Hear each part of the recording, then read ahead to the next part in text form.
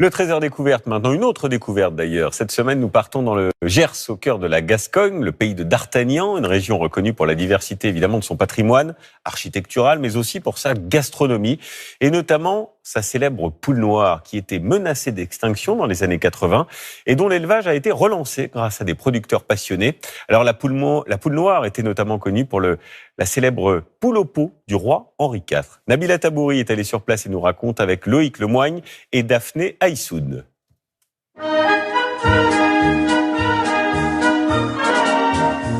Dans le Gers, le bonheur est, paraît-il, dans le pré. En majesté, oies, canards et poulets.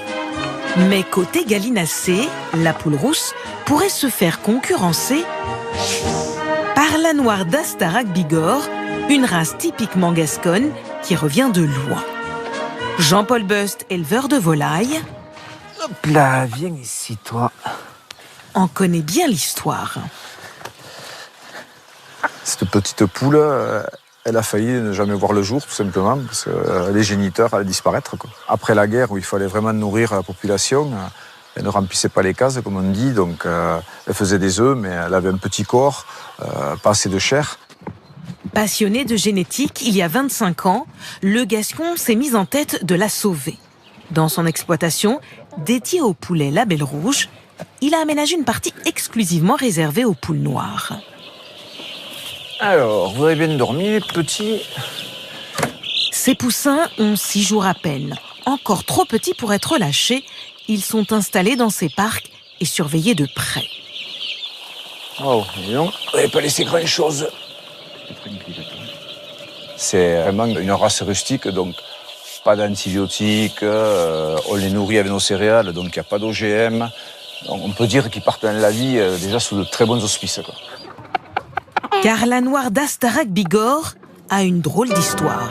C'est la fameuse poule au pot, celle que l'on servait à la table d'Henri IV.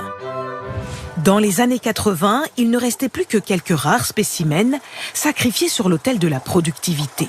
Mais c'était sans compter la volonté de quelques éleveurs. Une poignée d'irréductibles qui ont battu la campagne à la recherche de vestiges de cette race. Ils ont quand même réussi à trouver une grosse antenne, quoi. De vrais Gasconnes. Et du coup, après, la nature fait le reste, croisement. Et ce qui nous permet aujourd'hui d'avoir, rien que dans ce rond, 1000 sujets, quoi. Et hop. Jean-Paul Bust n'est pas seul dans cette aventure. Avec lui, 23 autres éleveurs, dont Sophie de Fils. Bonjour Jean-Paul, ça va? Ce jour-là, il vient lui donner un coup de main. Une solidarité nécessaire car au départ, Allez, cocotte. ces agriculteurs n'y connaissaient pas grand-chose à cette poule noire. Ah, elle mange bien pourtant. Alors pourquoi vous n'êtes pas grasse, hein? Un long chemin pavé de tâtonnements et d'erreurs, notamment pour l'alimentation. On s'est dit, bon, c'est entre la pintade, entre le poulet, on faisait presque des mix entre on les... a pris ce qui existait. Voilà. Et du coup, on était à côté de la plaque.